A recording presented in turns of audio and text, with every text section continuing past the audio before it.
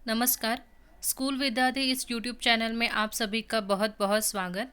मेरा नाम है सोनाली जाधव। स्कूल विद्यार्थी ये चैनल खास करके स्कूल गोइंग स्टूडेंट्स और उनके पेरेंट्स के लिए बनाया गया है ताकि उनको पढ़ने लिखने में थोड़ी हेल्प हो सके। आज हम देखने वाले हैं, स्टैंडर्ड है 10th, सब्जेक्ट है मराठी, इंग्लिश मीडियम वाले बच्चों का, बोर्ड है महाराष्ट्र और ईयर है 2020-21। जो मोस्ट रिक्वेस्टेड वीडियो थी वो है कविता की जो प्रस्तावना होती है उसके बारे में। तो देखिए, मैंने आपको पहले ही बताया था कि मराठी का जब आप पेपर सॉल्व करते हो तो सबसे इम्पॉर्टेंट चीज़ जो होती है वो होती है पद्य और स्थूल वाचन। ठीक है, क्योंकि चैप्टर्स का कोई टेंशन ही नहीं रहता, आपको पैसेज आता है, पैसेज में से ही आपको क्वेश्चंस का आंसर ढूंढना रहता है।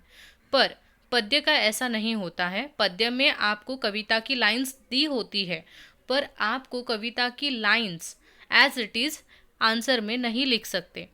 ठीक है, आपको पोयम जो है उसको सेंटेंस में कन्वर्ट करके उसके मीनिंग को सेंटेंस में कन्वर्ट करना होता है और फिर उसका आंसर लिखना होता है।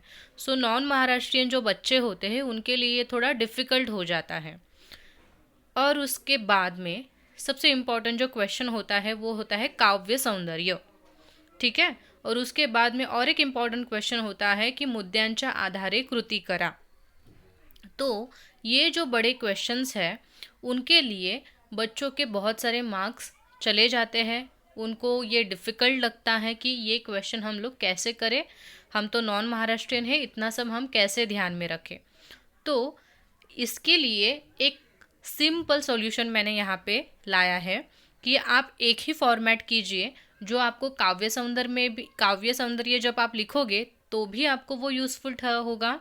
और सेकंड, जब आप मुद्द्यानुसार कृती कराइए, जो आपका क्वेश्चन आता है उसमें आपको आता है कि कवितेचा विषय, ठीक है, ये इम्पॉर्टेंट आता है सेकेंड नंबर पे। कवितेचा विषय में भी आपको क्या लिखना है वो भी आप इसी में कवर कर लेते हो। तो 1/2 ऑफर यहाँ पे होती है आपको। ठीक है, एक तो आपको काव्य सौंदर्य की प्रस्तावना मिल जाती है। काव्य सौंदर्य कविता का हम जो लिखते हैं वो कैसे लिखते हैं, हमेशा आपको पहली प्रस्तावना लिखना पड़ता है, उसके बाद में आपको वो जो पर्टिकुलर लाइन का काव्य सौंदर्य बोला जाता है उसका मीनिंग लिखना होता है। ठीक है, यहाँ पे आपको टोटल 7 कविता है आपके टेक्स्ट बुक में। ठीक है, 7 कविता का अगर आपने प्रॉपरली ये वाला जितना मैं आपको दूंगी अभी, कविता का प्रस्तावना और मुद्द्यांच्या आधारे कृती करा, इसका भी वीडियो अलग से मैं इसके बाद में बनाने वाली हूँ। अगर ये 2 वीडियो आपने अच्छे से स्टडी किया, इसको नोट डाउन किया, तो इससे ज़्यादा कविता में आपको कुछ भी करने की ज़रूरत नहीं है। बाकी आप उस स्टांजा को देख के क्वेश्चन आंसर लिख सकते हो। मेन प्रॉब्लम जहाँ पे होती है वहाँ पे आपको क्या करना है, इसके लिए मैं ये दोनों वीडियो बनाऊंगी। एक तो कविता की प्रस्तावना जो कि काव्य सौंदर्य के लिए उपयोगी है, और सेकेंड चीज़ है मुद्द्यांच्या आधारे कृति, जो नेक्स्ट इसके बाद की वीडियो वही आएगी। ठीक है, कविता कविता प्रस्तावना ये पूरा वीडियो हिंदी में होगा, और जो मराठी बच्चे देख रहे हैं उनके लिए स्पेशली यही सेम वीडियो मैं मराठी लैंग्वेज में करूँगी ताकि दोनों बच्चों को प्रॉब्लम ना आए, क्योंकि ये बहुत ही इम्पॉर्टेंट टॉपिक है, तो हर बच्चे को अच्छे से समझ में आना चाहिए। अभी देखिए, सबसे पहला आपको संतवाणी आता है। संतवाणी में आपको 2 कविता आती है, एक तो होता है अंकिलामी दास तुझा और सेकंड होता है आपका योगी सर्वकाळ सुखदाता। ठीक है, संतवाणी में देखिए, कभी भी आप जो भी लिखोगे मेक श्योर कि आपके लैंग्वेज बहुत ही इजी हो, नॉर्मल हो, आपको ज़्यादा कॉम्प्लिकेटेड नहीं लिखना है, स्पेशली हिंदी बच्चे जो नॉन महाराष्ट्रियन बच्चे हैं। ठीक है, गो इजी। आपको कोई ज़रूरत नहीं है बड़े बड़े सेंटेंस मेक करने की। आपको जो बोलना है, जैसे बोलना है, वो आप सीधे सिंपल सेंटेंस, छोटे सेंटेंस बना के बोल दीजिए। तो कभी भी आप काव्य सौंदर्य लिखोगे, फॉर एग्जाम्पल आपको अंकिला मी दास तुझा की कोई तो 2 लाइन्स आपको आ गई और आपको बोला है उसका काव्य सौंदर्य लिखिए, तो आप डायरेक्टली काव्य सौंदर्य नहीं स्टार्ट करेंगे। आप क्या करोगे, काव्य सौंदर्य में ही होता है पहले प्रस्तावना और फिर उसका मीनिंग। ठीक है, प्रस्तावना में कैसे लिखोगे, अंकिला मी दास तुझा या कवितेचे कवी संत नामदेव हे आहेत।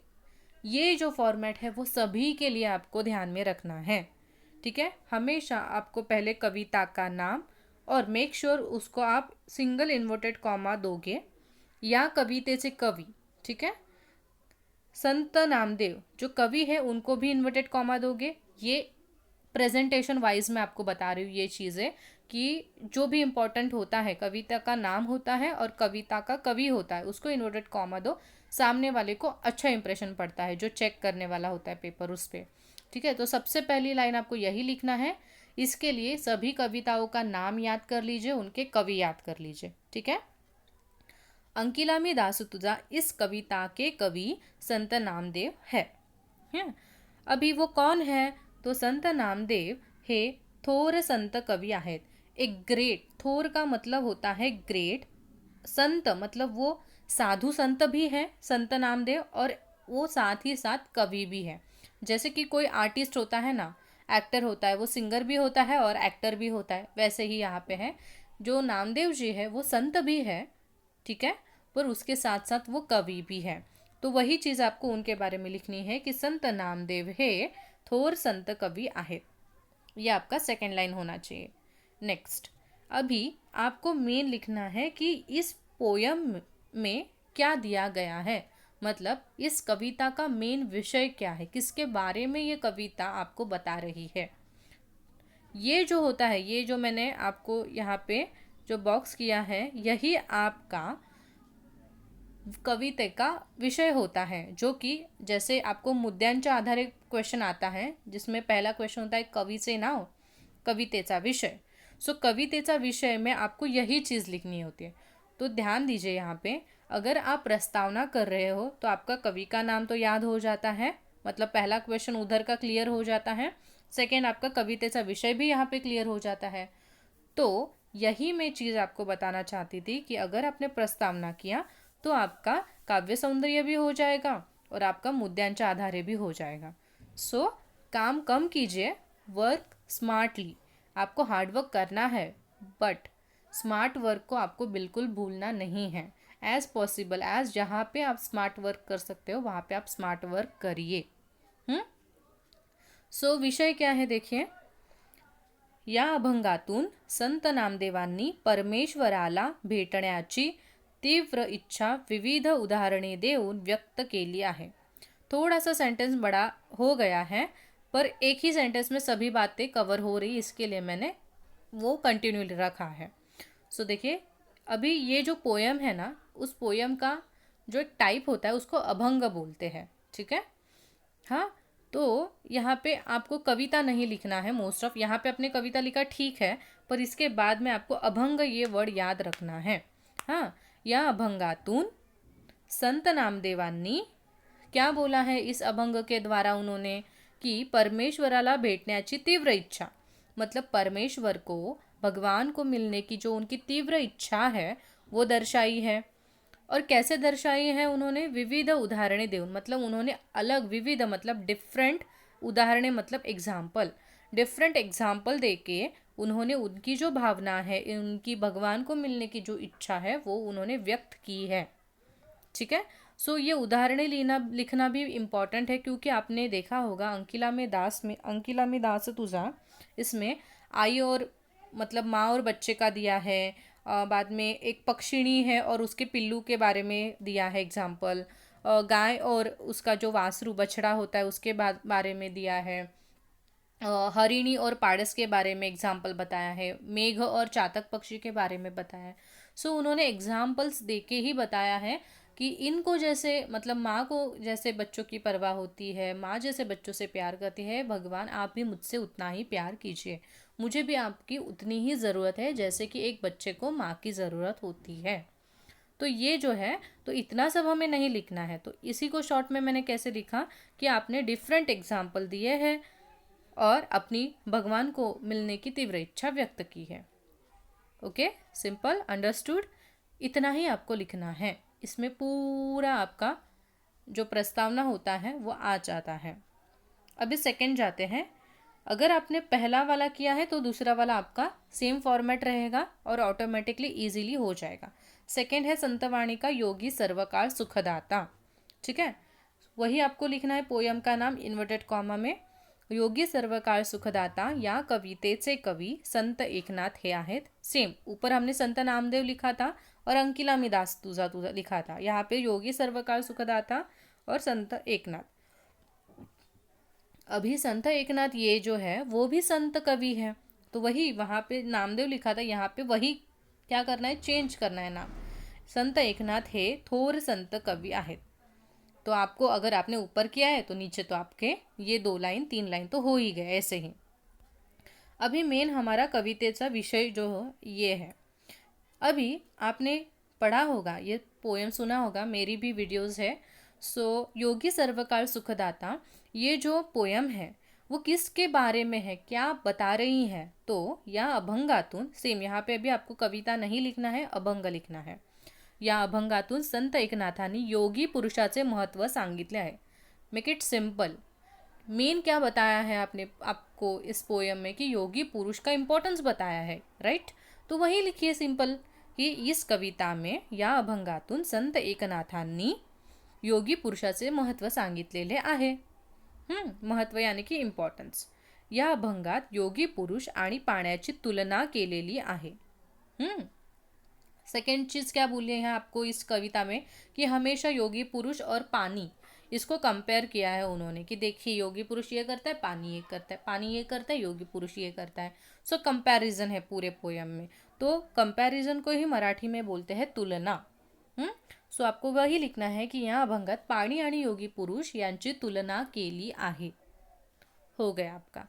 यही कविते का विषय है. मुद्द्यांच्या आधारे जब आप लिखोगे तब उसके मतलब इसके बाद में जो वीडियो आएगी वो वही आएगी, तो वहाँ पे भी मैं आपको वो बताऊंगी, ये चीज़ें मैं सेम लिखूंगी. पर फिर भी आज भी इस वीडियो में भी आपको थोड़ा सा आइडिया दे रही हूँ कि आपको ये मल्टीपल यूज़ आप कैसे करोगे एक ही आंसर का. ठीक है. लिखने की कोई जल्दी नहीं है, आप जल्दबाजी मत कीजिए, पहले सुनिए समझिए. इसका पीडीएफ मैं डिस्क्रिप्शन बॉक्स में दे दूंगी, तो आप उस पीडीएफ को खोल के आराम से बाद में लिख सकते हो. पहले समझिए आपको क्या लिखना है, क्योंकि ये आपको लर्न करना होगा. ये आपको ऑन द स्पॉट सूझने वाला नहीं है एग्ज़ाम में. ठीक है. सो ये प्रिपेयर करने वाली सब चीज़ें हैं. नेक्स्ट पोएम है आपकी 2 दिवस. 2 दिवस सेम पैटर्न रखना है आपको. 2 दिवस इन्वर्टेड कॉमा में लिखोगे. 2 दिवस या कवितेचे कवी नारायण सुर्वे हे आहेत. सो नारायण सुर्वे को भी आप क्या करोगे, इन्वर्टेड कॉमा. या कवितेतून कवीने कामगार आणि कष्टकरी लोकांच्या जीवनाचे वास्तव चित्र रेखाटले आहे. ये कविता क्या बताती है, 2 दिवस हमें कविता क्या बताती है कि 2 दिवस दुःखात गेले, 2 दिवस वाट पाहण्यात गेले. हाँ, मतलब ये क्या बता रही है कि जो हार्ड वर्क करने वाले लोग होते हैं, ये जो वर्कर लोग होते हैं, ठीक है, सो उनका जीवन कैसा होता है, बहुत ही कष्टमय होता है. बहुत उनको हार्ड वर्क करना पड़ता है. डेली का उनको फूड मिलने के लिए भी उनको क्या करना है, काम करना पड़ता है. कुछ भी इजी नहीं है उनके लाइफ में. सो यही पोयम है, राइट. तो वही हमें लिखना है कि आपका पोयम का विषय क्या है कि कामगार जो लोग हैं यानी कि वर्कर और जो कष्टकरी लोग हैं, मतलब जो कष्ट करने वाले लोग हैं, उनके जीवन का जो वास्तव यानी क्या होता है, वास्तव का मतलब होता है रियल लाइफ. ठीक है. सो जो रियलिटी होता है वो रियलिटी का जो चित्र है उन्होंने रेखाटले है. रेखाटले यानी कि क्या, ड्रॉ किया है. आपके सामने कामगार लोगों का जो जीवन है वो उसको डिस्क्राइब किया है उन्होंने. ठीक है. डिस्क्राइब करना यानी कि रेखाटले है. अगर आपको ये टफ लग रहा है लाइन, तो आप ऐसे भी बोल सकते हो की या कवितेत कवींनी कामगार आणि कष्टकरी लोकांचे जीवन सांगितलेले आहे. ठीक है. किंवा जीवनाविषयी सांगितलेले आहे, ऐसे भी लिख सकते हो. या कवितेतून कठीण परिस्थितीत देखील सकारात्मक राहण्याची शिकवण कवी आपल्याला देतात. और कौन सी बात ये कविता हमें बताती है, तो यही कविता हमें बात बताती है कि कितनी भी डिफ़िकल्टीज़ आए आपके लाइफ में, आपको हमेशा पॉजिटिव ही सोचना चाहिए, क्योंकि पॉजिटिव में ही पावर होती है. निगेटिव सोच के आपको कुछ भी नहीं मिलने वाला है. ठीक है. पॉजिटिव सोचने के वजह से एटलीस्ट आप 0.1% तो कुछ तो गेन करोगे. ठीक है. पर निगेटिव में कोई चांस नहीं होता है गेनिंग का. सो ये कविता भी हमें यही सिखाती है की कठीण परिस्थिती मतलब कठीण यानी कि डिफ़िकल्ट सिच्युएशन में भी सकारात्मक मतलब पॉझिटिव्ह राहण्याची शिकवण मतलब रहने की शिक्षा, शिकवण का मतलब होता है शिक्षा, कवि हमें इस पोयम के द्वारा देता है कि देखिए ये कष्ट करने वाले लोग हैं, हार्ड वर्किंग पीपल हैं, उनको कितना है कष्ट, वो उनका दिन चला जाता है, रात चली जाती है, काम करते रहते, पर फिर भी वो हौसला टिकाए हुए है कि कभी ना कभी एक अच्छा दिन हमारे लाइफ में भी आएगा। ठीक है, समझ में आया आपको? इतना ही लिखना है। फोर्थ आपकी पोयम है औक्षण। औक्षण सेम रखेंगे आपका, पहले दो लाइन तो सेम रहते हैं। औक्षण या कवि तेजा, अभी यहाँ पे ध्यान दीजिए, यहाँ पे देखिए क्या मैंने लिखा है, कवि तेजा। ऊपर सब क्या थे, कवि थे, मेल थे, बराबर, इसके लिए कवि तेजे कवि ऐसे लिख रही थी मैं, पर जब फीमेल का नाम आता है तो कवि तेजा कवयित्री ये शब्द चेंज होता है। ठीक है, जो नॉन महाराष्ट्रियन बच्चे हैं वो ध्यान रखें, क्योंकि आपका काना मात्रा वेलांटी उकार बहुत क्या होता है, गड़बड़ हो जाता है। इसके लिए मैं स्पेसिफिकली आपको बता रही हूँ, जब फीमेल होगा तो कवि तेजा लिखोगे, और कवि नहीं लिखोगे कवयित्री। य की जो वेलांटी है वो पहली आती है, और त्री की वेलांटी जो होती है वो आपकी दीर्घ आती है। ये हमेशा ध्यान में रखिए, बहुत सारे बच्चे कवयित्री ये वर्ड गलत लिखते हैं। औक्षण या कवितेच्या कवयित्री इंदिरा संत या आहेत। या कवितेत त्यांनी सैनिकांचे महत्व सांगितलेले आहे। सैनिक का महत्व इस पोयम में उन्होंने बताया है कि सैनिक हमारे देश के लिए कितना इम्पॉर्टेंट है, वो हमारे देश के लिए क्या क्या करता है, यही सारी बात औक्षण में बताई है। और क्या बताया है उन्होंने, तसेच, तसेच के बाद में कॉमा आना चाहिए। ठीक है, तसेच या कवितेत सैनिकाचे औक्षण करताना कवयित्रीच्या मनात येणाऱ्या भावभावनांचे वर्णन केले आहे। और क्या बताया है, तो कविता का नाम औक्षण है तो उसके बारे में भी आपको बताना पड़ेगा, राइट। आप क्या लिखोगे कि इस कविता में जो हमारी कवयित्री है, ठीक है, इंदिरा संत, ये क्या कर रही है, सैनिक का औक्षण कर रही है, इमेजिनरी औक्षण कर रही है। औक्षण यानी कि आरती उतारना। हाँ, जब सैनिक युद्ध के लिए निकल रहा है तो उसकी वो औक्षण कर रही है मतलब आरती उतार रही है, तो उसके मन में उस वक्त कौन से विचार आ रहे हैं, उसकी भावनाएं, भावना यानी कि फीलिंग्स, तो उस फीलिंग्स का भी उन्होंने उस कविता में वर्णन किया है कि मुट्ठी मध्ये द्रव्य नहीं मतलब हमारे पास इतना पैसा नहीं है, शिरे मध्ये रक्त नहीं है मतलब हमारे बॉडी में इतना खून नहीं है, हम डरते हैं देश के लिए खून बहाने के लिए, तो हम बहुत ही वीक है। तो ये सब उसके मन में जो भावनाएं उभर रही थी उस वक्त, तो उसका भी वर्णन इस पोयम में है। ठीक है, ऐसे आपको लिखना है, यही आपका कविता का ये विषय है आपका, जो आप मुद्द्यांच्या आधारे में भी लिखोगे। नेक्स्ट है 5th नंबर, 5वीं कविता, रंग मजेचे रंग उद्याचे। बहुत सारे बच्चों को ऐसे लगता है कि रंग साहित्याचे और रंग मजेचे रंग उद्याचे, इसमें आपको ऐसे कन्फ्यूजन है बहुत बच्चों को कि एक ओमिट किया है। तो देखिए, जो चैप्टर निकाला गया है उसका नाम रंग साहित्याचे है, ये कविता है जिसका नाम है रंग मजेचे रंग उद्याचे, ये ओमिट नहीं की गई है कविता। ठीक है, मेक श्योर आप इसको लर्न करें। रंग मजेचे रंग उद्याचे या कवितेच्या कवयित्री सेम, यहाँ पे भी फीमेल है, इसके लिए कवितेच्या और कवयित्री अंजली कुलकर्णी या आहेत, जो नाम है वो इन्वर्टेड कॉमा में दोगे। या कवितेत त्यांनी पर्यावरण जोपासनेची शिकवण दिली आहे। मतलब इस कविता का विषय क्या है, तो या कवितेत त्यांनी म्हणजेच अंजली कुलकर्णी यांनी पर्यावरण जोपासनेची, पर्यावरण यानी कि क्या, इन्वायरमेंट, और जोपासना मतलब उसका कंजर्वेशन, उसका टेक केयर, हमें हमारे इन्वायरमेंट का ख्याल रखना चाहिए। जोपासना मतलब क्या, काळजी घेणे। अगर आपको जोपासना वर्ड नहीं आ रहा है, ध्यान में नहीं रहने वाला है, तो आप काम कीजिए, वहाँ पे लिखिए या कवितेत त्यांनी पर्यावरणाची काळजी घेण्याची शिकवण दिली आहे। मतलब इस कविता में उन्होंने पर्यावरण की कैसी केयर करनी है इसकी शिक्षा दी है। ठीक है, सो जोपासना अगर नहीं आ रहा है तो पर्यावरणाची काळजी कशी घ्यावी, या फिर ऐसे भी लिख सकते हो की पर्यावरणाचे रक्षण कसे करावे याबद्दल माहिती दिली आहे. हाँ, जो आपको इजी लगता है आप वो लिखिए. संगणक युगासोबत राहताना आपल्याला निसर्गाशी असलेले संबंध देखील नीट ठेवले पाहिजेत असे कवयित्रीचे मत आहे. और क्या बता रही है वो कि संगणक यानी कि कंप्यूटर, ठीक है, कंप्यूटर का युग चालू है, टेक्नोलॉजी चालू है ना अभी हमारी, ठीक है, हम लोग टेक्नोलॉजी वाले वर्ल्ड में अभी रहते हैं. तो कवयित्री यही बोल रही है कि संगणक युगाबरोबर मतलब संगणक के साथ साथ, कंप्यूटर के साथ साथ निसर्गाशी असलेले संबंध, हमारा नेचर के साथ जो संबंध है उसको देखील मतलब उसको भी आपको नीट ठेवले पाहिजे. नीट यानी कि अच्छा, मतलब आप टेक्नोलॉजी यूज़ कीजिए, उसमें वो ना नहीं बोल रही है कि, बट टेक्नोलॉजी के साथ साथ आपको नेचर से आपका जो रिलेशन है उसको नीटली रखना चाहिए, ठीक है, उसको अच्छे से रखना चाहिए. और यही कवयित्री का जो मत यानी कि ओपिनियन है, ये इस पूरे कविता में दिया गया है.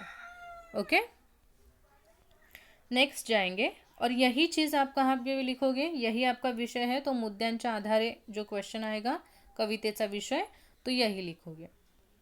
नेक्स्ट 6 नंबर, टोटल 7 पोयम है, ये 6 वाली हैं. हिरवगार झाडासारखं, सेम लिखोगे. हिरवगार झाडासारखं या कवितेचे कवी जॉर्ज लोपिस हे आहेत. अभी यहाँ पे देखिए जॉर्ज लोपिस मेल है, पुरुष है, तो यहाँ पे कवितेचे आएगा, चा नहीं आएगा, ठीक है. या कवितेत, अभी कविता का विषय क्या है देखिए. या कवितेत कवीने झाडांचे अनेक गुण सांगितले आहेत कि जो पेड़ होता है वो कैसे दानशूर होता है, सबको छाया देता है, फूल फल मेडिसिन देता है. ओके, तो बेसिकली पेड़ों के गुण बताए हैं. तो आप वही लिखोगे सिंपल लैंग्वेज में कि यहाँ कवितेत कवी ने झाडाचे अनेक गुण मतलब बहुत सारे गुण बताए हैं. माणसाने देखील हे सर्व गुण आत्मसात केले पाहिजेत असे कवीला वाटते. और क्या कवि को लगता है इस पोयम में कि इंसानों ने भी, हाँ, देखील का मतलब भी होता है, इंसानों ने भी ये सब जो गुण हैं वो आत्मसात करने चाहिए. आत्मसात क्या मतलब होता है, एक्सेप्ट करना, अडॉप्ट करना. हमें भी पेड़ के जो गुण हैं वो खुद में लाने चाहिए. हाँ, आत्मसात ये वर्ड ध्यान में रखिए, ठीक है, खुद के अंदर लेने चाहिए. या फिर आप मराठी में उसको कैसे बोलोगे की माणसाने देखील या गुणांचा स्वीकार केला पाहिजे. अगर आपको आत्मसात नहीं आ रहा है तो आप ऐसे लिख सकते हो की माणसाने देखील झाडांच्या या गुणांचा स्वीकार केला पाहिजे असे कवीला वाटते.